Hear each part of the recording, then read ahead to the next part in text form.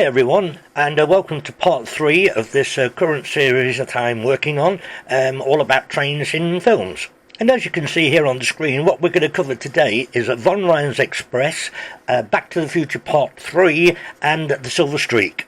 Now, as Von Ryan's Express is going to be the first one out, let's have a chat about the Loco.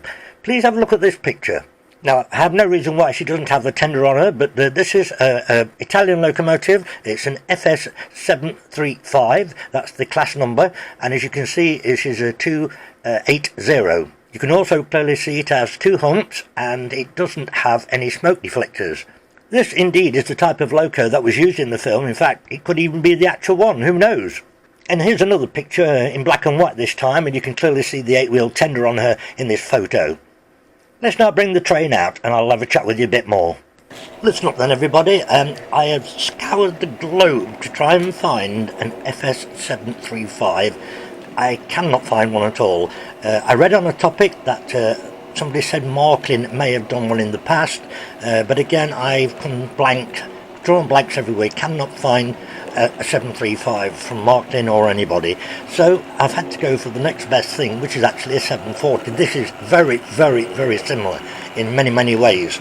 It's only a single dome, and I'll tell you about the blinkers or the smoke deflectors in a minute, which will bring it around and round to the front. Now, what could have changed the subject a little bit here, because this train, all of it's 8/0 scale, and every single wheel, they're all RP25 scale wheels, and it's coming round on 3 down to 2, and then this is going to go up my converter point, what I made myself, onto line 1, which is Super 4 track, as you know, first radius curves if you've seen me lay out before. And I tell you what, I am gobsmacked with RP25 wheels. This actually does it, and it does run on Super 4 track and round first radius curves, where the minimum recommendation for the loco is actually second radius. So just watch this. The wagons are all going up the point now while we talk, and she's a beauty, look. Yeah, slight. I had to increase the power a little bit there because it's slightly uphill. But look, she's just done that. Every single wagon perfectly. Right, forward we go. Got the lights now on the front. Bring them through, let you have a good look at her. She's a real beauty, this one. Now that's me doing that. There's nothing wrong. She's ever so hard to control. She's really sensitive. Okay, there it is. And then we'll give you a nice good look at her. Now this is a Rivarossi, but this is one of the new Rivarossis. Now Rivarossi is owned by Hornby, of course, so this is probably done from the original tooling of Rivarossi, but I would imagine a lot of it is better, extras have been added. Now you can see the smoke deflectors there. They are German style ones, and they weren't on her, so I bought those and fitted them myself. Have a look, there's the 8-wheel tender, look. Yeah, it is very similar to the 735. There we are then, the 740. Absolutely beautiful locomotive. So I'll tell you more about things as it's all happening. Continuing on then with the same kind of theme of bringing the next one out, which is going to be the Back to the Future Part 3, please have a look at this photo first, because this is how she was originally. She was built in 1891 for the Prescott and Arizona Central Railway, I think that's correct. But there's a lot to tell you about this engine, but I'll tell you more about it in a little while when the running session is happening. Oh yes, and it's very important I point something out to you here. You notice that she doesn't have a balloon stack chimney. She has a straight chimney, and there's a reason I'm pointing this out to you. This is a real sad photo of her derailment, which happened in 1918. It destroyed the original wooden cab, and she looks terribly bad in this picture. I seem to think I've read somewhere that a second-hand steel, I think it was Southern Pacific Railroad cab, was used, and to rebuild her, of course. Now this is why I pointed out to you that Sierra number 3 has a straight chimney, really. This is a photo of the dummy smokestack that was used on the locomotive explosion scene in Back to the Future 3. So now, having said all of that, and again more information will be coming along later, let's get her out as well. What I intend to do here, guys, on this particular show is get all 3 of them out, like I quite often do. I've already explained to you about the 2 locos, this being the second one. I'll do the same on the third one for the Silver Streak and tell you about the locos for that, and then I'm going to, before I go into the running session, I'm actually going to show you the wagons, coaches, the rolling stock, and explain to you why I've chosen the ones I have and the reasons for doing so. So here she comes round. Yeah. Oh, sorry about that, guys. Oh, I'm going to have to stop taking my phone off the hook at night time when I'm videoing. Another late night phone call there, sorry. Okay, yeah, alright, back on the case. So there she is then. Now to us, this is well, it would be a 460 to us. Number 3 on the front, which is the same as Sierra number 3. But in actual fact, these are known as 10-wheelers. It's what the Americans, the way they express the wheel arrangement. And you can see Atkinson, Topeka and Santa Fe. Tongue twister, that one. And of course she's not black like 131 was in the film, and there's a reason for that.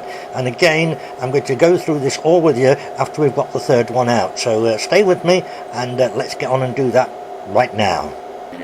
And off we go with this pair. Nice and gentle. Oh, hang on. Ooh, a couple of jerks there. That's unusual, because these are both fitted with my reprofile wooden wheels. Oh, I haven't cleaned the sidings or the siding points for a long time, so yeah, just get that point. Right, cool. Yeah, they probably want to clean, so we need to back this up because it was too long to put in one siding, so I've used it across two. So let's get a nice coupling. Come on, please. Oh, that sounded great. I bet that's got it. I bet it's good. Yes, it's got it. Right, let's bring this out for you. Looking cool, looking wicked. Doopy doopy doopy doo. Right, there's the final one. Bring it around now. Of course, we're on line 3 because lines 1 and 2 are now already occupied. And we'll bring this through for you. Now, I only own one of these locomotives because it is part of a Triang set, which will be featured in the next part of my sets in boxes kind of videos that we're doing. But the other one is compliments of my friend Mike in London, because I needed to double head it, obviously, like this. Now, I do think that the locomotives in the Silver Street were either hired or loaned from Canada Rail. So, yeah, that's the pair of them, all ready to go, and I'll talk you through as we do. Now, like I say, one of these belongs to my friend Mike. Yes, they've both got the same running number, but it's not a big deal. It's only a video. Right, and let me tell you about the rolling stock now. Okay, we've got a baggage, which is 1, we've got a coach, which is 2, we've got another coach, which is 3, another coach, which is 4, then we've got another coach, which is 5, then the diner, which is 6, then another coach, which is 7, and then finally the combined observation and Vistadome coach there on the end. Now, I can tell you in the film, the Silver Streak, I'm fairly sure there's 8 coaches on, as best as I can count them through checking on the movie, and after they've been decoupled, or some of them were decoupled by Gene Wilder, then there was just 3 left on as it headed into the station. Right. Now let's talk about Back to the Future 3. Okay, you've seen the locomotive. Yes, like I said, I know it's not black, and no, it's not 131, but it is the correct locomotive, the 10-wheeler, and as you can see, it's quite an unusual thing where the rear 2 drivers are quite distantly spaced from the front 2. But anyway, that's the one. Now, in the movie, directly on the tender, we have quite a long bogeyed wagon like this, wood load carrying, and you can see there's a gap in the middle there, and you can actually see the Doc and Marty jump over that gap in the movie. So that's the log wagon, like I say, directly after the tender. Next up, we've got this one. Now, in the movie, it's a short, it's a bogeyed coach, but it's a short clerestory coach like this. But it is called a combine, the one in the video, in the DVD, in the movie. And a combine means you've got windows to the left there, where people can sit, usually third class, and then that door is normally a bit further to the right. So it's called a combination. But I've got some combinations, but they are a bit too long, and I wanted to keep the size correct to go with the movie. So you've got a short one there. Then behind that we've got the proper short passenger coach, as you can clearly see there. Nice one. Okay, let's move on again. A bit more for you. Now, Next up we've got a slightly taller, which you can see there, longer coach, and they're Central Pacific. Now let me explain. In these videos I'm obviously not going to spend money on having things sprayed the same colours as stuff from the films. It would be a waste of money. I don't want to do that. But I'm going to stick to the correct items as much and as I possibly can. Now, in the movie, I think the first 3 coaches were sprayed grey. This happens in movies. They always spray the locomotives and all the rolling stock to suit what they want to do with the movie. But obviously, I'm not going to do that. But anyway, there's the Central Pacific one, the longer one, and then slowly we'll bring in the last one, which is the caboose, which is got the veranda on the front and back, and that's the one where Doc and Marty jump onto the back end off of the horses, and it is this type of caboose with the cab section at the back. So we'll just take that round. Yeah, spot on. That's absolutely perfect. And let's now move on to Von Ryan's Express. We've already had a bit of a discussion about the locomotive, but I will tell you more a little bit later on in the running session. Now, regarding the wagons rolling stock, as you can see here, I've got one which is a little bit shorter in height. I'm not sure if it's the camera angle, looking at it on the movie, but I think I've got that right. I'm not going to count these through, but I will tell you that there are 10 of these wagons, which are 8/0 scale, like I said, and they're certainly the right thing to use. There are 10 of them. As best as I can anticipate and as best as I can see again from the movie, you don't really get a lot of chance to count them all.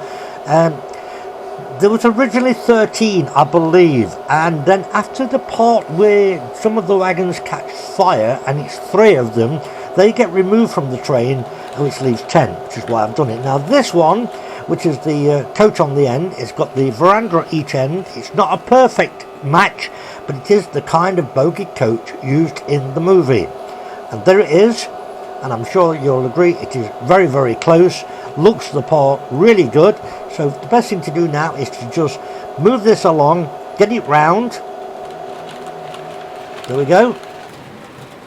One final thing, I do realise that the German smoke deflectors on the locomotive in the movie were painted in like a reddy orange, and they had the number 51 in them. Yes, I could have sent these German deflectors to my friend Eric in Slovenia to have them sprayed, but it's a bit of a time thing. I wanted to get the video done for you, and it's something I can always do at a later date. So there you go, there's your 3, that's your second one, here's your third one. So guys, dolls, everybody, anybody, I think it's time for a running session. Let's do it.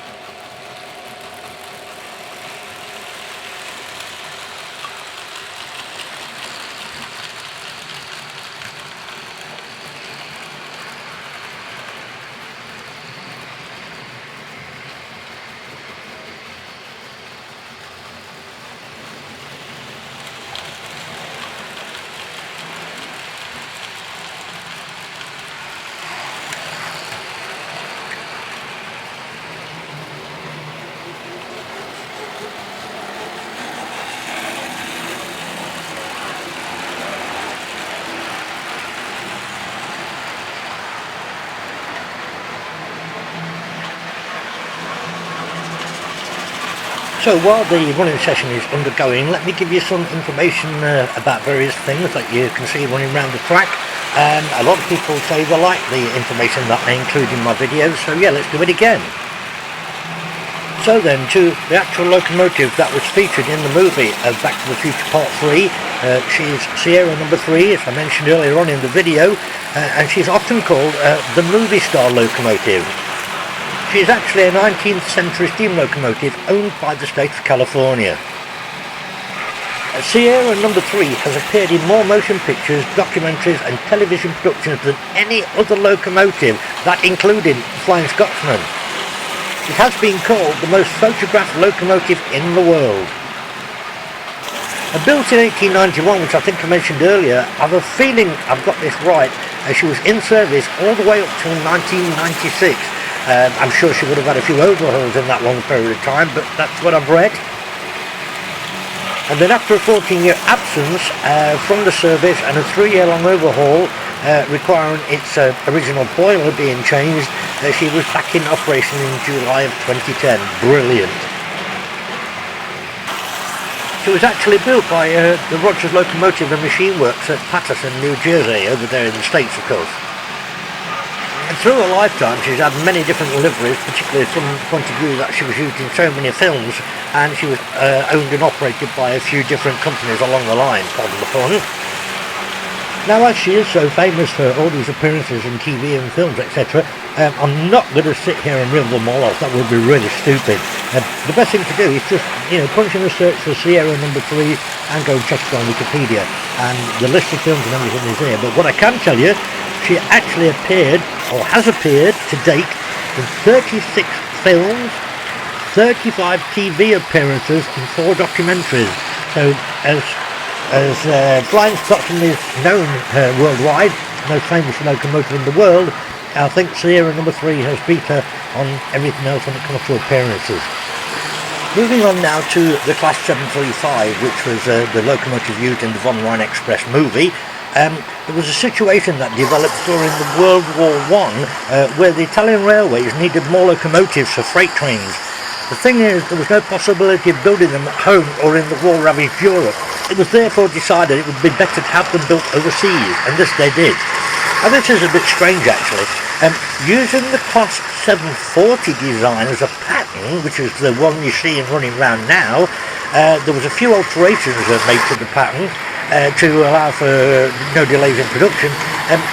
There was an order passed, and I think it was for around about 100 locomotives, and I think that actually got increased to around about 115, 116, something like that. But the order was given to Alco, which is the American Locomotive Company, and that was in 1916. It was a year later when they were completed, then disassembled and sent by cargo ships to Italy.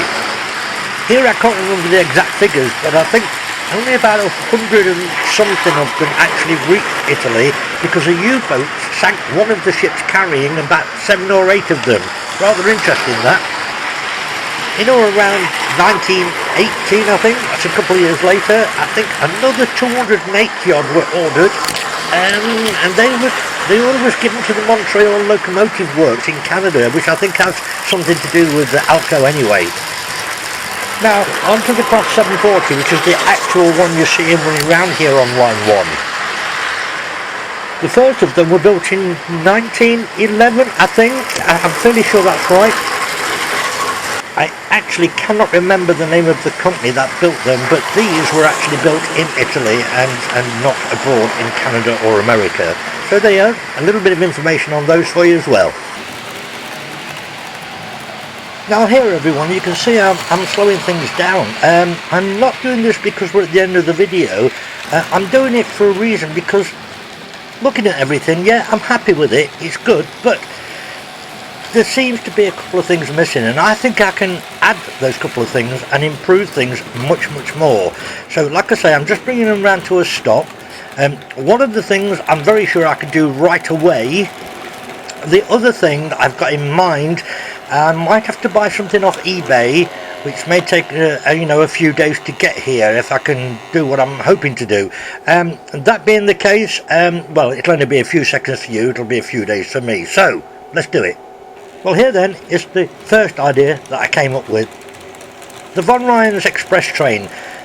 There were soldiers on top of every one of the wagons, and what I've done, I've used the soldiers from the Triang Battle Space set to do that.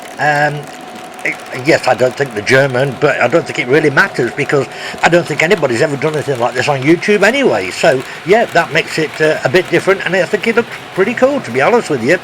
Cool.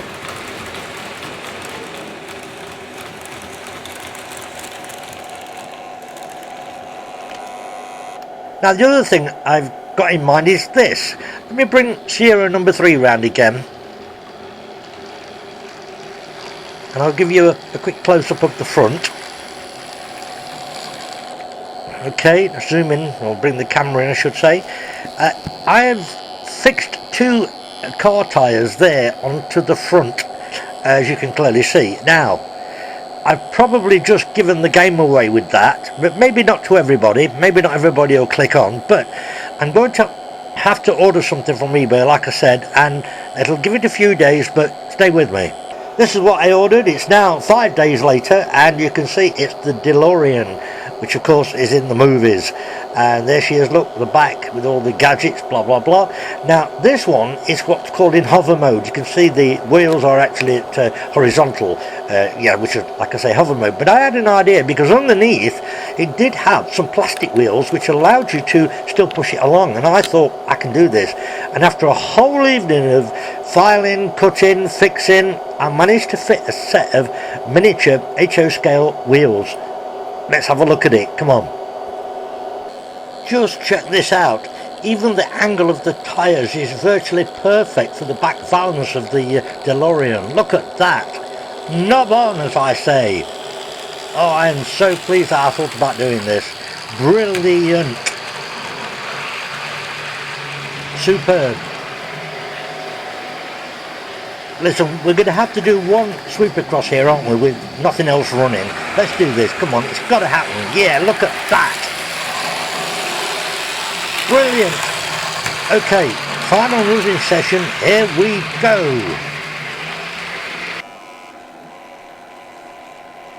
Okie dokie, then just sit back, please relax and enjoy the rest of the show. And if I think of something to say that I've missed, I'll just jump in every now and then, so please enjoy it.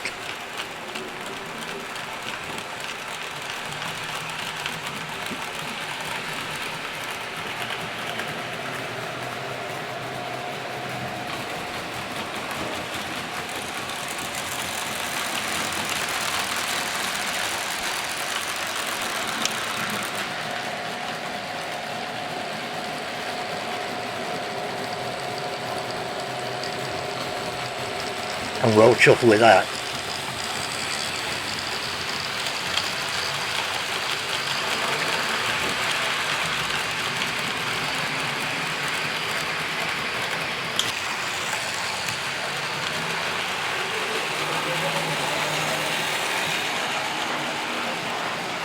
Well, I was a bit earlier. I'll leave the Silver Street running, slightly faster, so it looks the part, so to speak.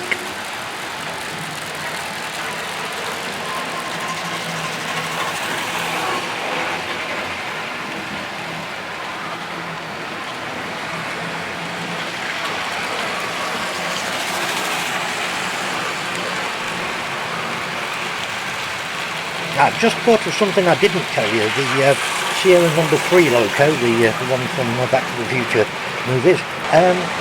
That is actually, well, it's a Tyco, which is basically Mantua. Tyco and Mantua are pretty much the same thing.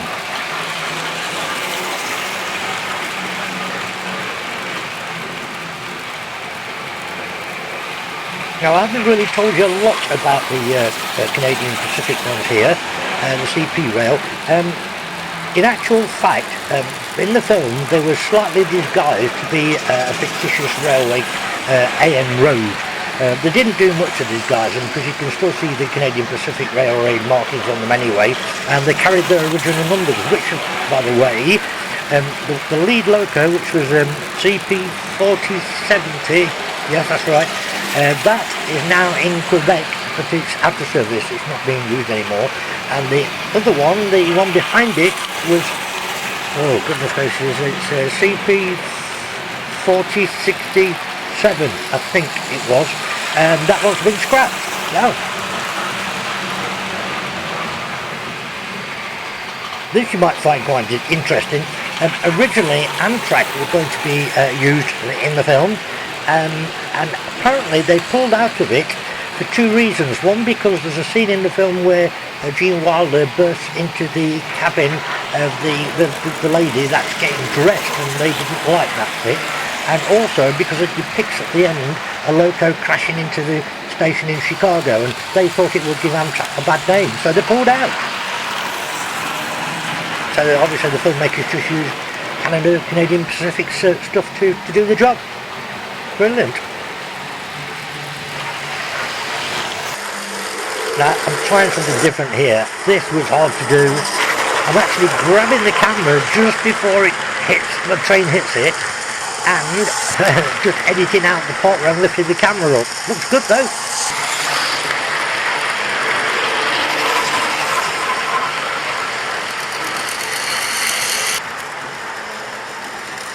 Yeah, something different.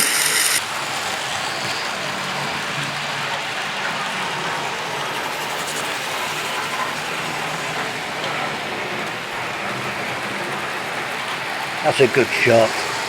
Yeah, that was cool.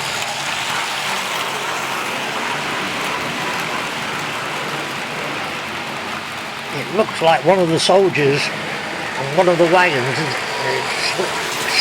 slightly off. It's a rounded roof. I put them on with a little bit of black tack, and I can see one of them looks like he's hanging off. Which one is it? That one. I think it'll be alright. Black tack's pretty good anyway.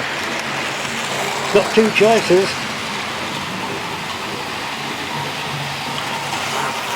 Oh yes, and when I first started doing this series at part 1, I asked you for some suggestions, and I compiled a list with all your suggestions along with my own, and guess what was in number 1? Top of the charts, it was Von Ryan's Express. Wicked!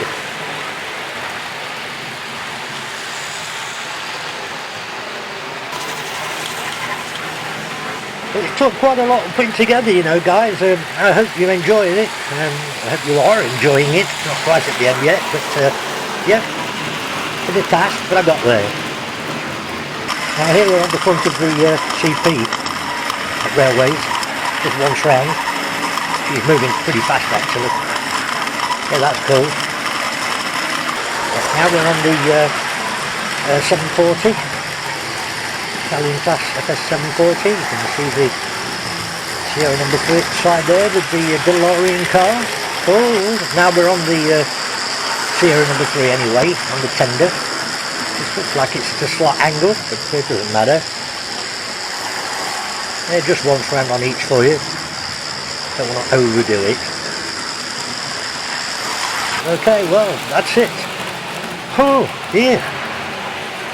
It's been a long one this, I've put it together. Christ, it has. But as I always say, I've got there, and it's something completely different again, so obviously we stopped there with the CP rail there. And let's get Sierra and the car. There we go. Pulled up perfectly just there. And then last up, of course, the Class 740. Beautiful model, beautiful model. That's a good shot. Again, I might use that for the thumbnail picture. Whew, that's it guys. Well, like I say, I hope you enjoyed it. So until next time, good night, God bless. Thanks for your company. See you all. Bye. Toodle flip flops.